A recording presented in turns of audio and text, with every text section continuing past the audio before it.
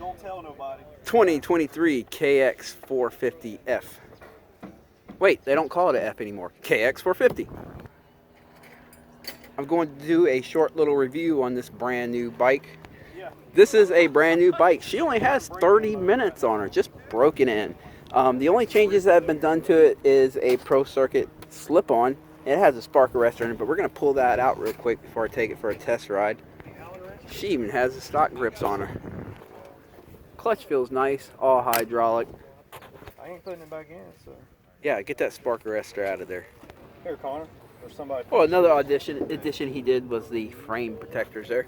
All right, got that out of there. Did they make it look like that on purpose? Well, before I take this one out for a ride, I'll tell you a little bit about what I know and think about these bikes.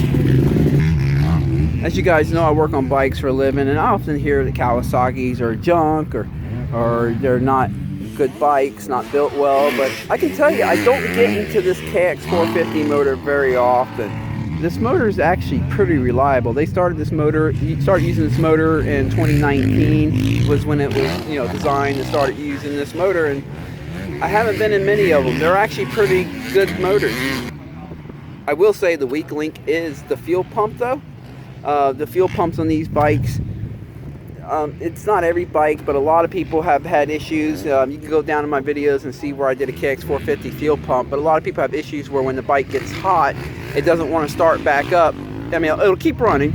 You shut it down or you stall it in the corner, and it doesn't want to start back up until you let it cool down a little bit.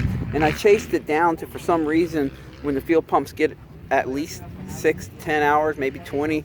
On some people's bikes, the computer rejects the fuel pump when it's hot.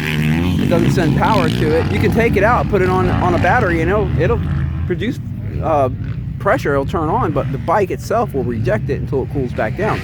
The fix for that has not been buying an OEM pump, because I've heard from other people that have done that, the issues come back a good 10 hours later, and then they got to get another pump. I've been finding the fix is just either put a Quantum's all balls fuel pump rebuild kit in it that changes the motor from the OEM motor to the aftermarket Quantum or all balls, and that seems to be the fix. The problem doesn't come back when you do that, but that's the only issue that I'm really finding with these bikes as far as mechanically.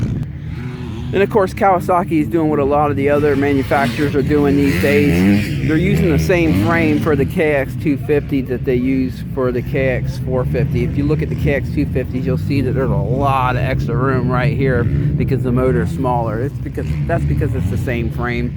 I'm kind of not a big fan of that. I do like it when the 250Fs have their own frame that's really built just for the 250F, and the 450 has its own frame built just for the 450. Kind of like the old 125 and 250 two-stroke days. They always had their own frame. I like that personally, but I guess they're trying to keep the manufacturing cost down, and by using the same frame, that might help with that. But let me go ahead and get geared up. And I've been riding on 125 today, so I'm not really accustomed to the 4-stroke today. But I'm going to take it out for a test ride and see what I think about this bone stock KX450. Everything's stock on it. She only has about 30 minutes on her. Let's take her on the track and see how she does.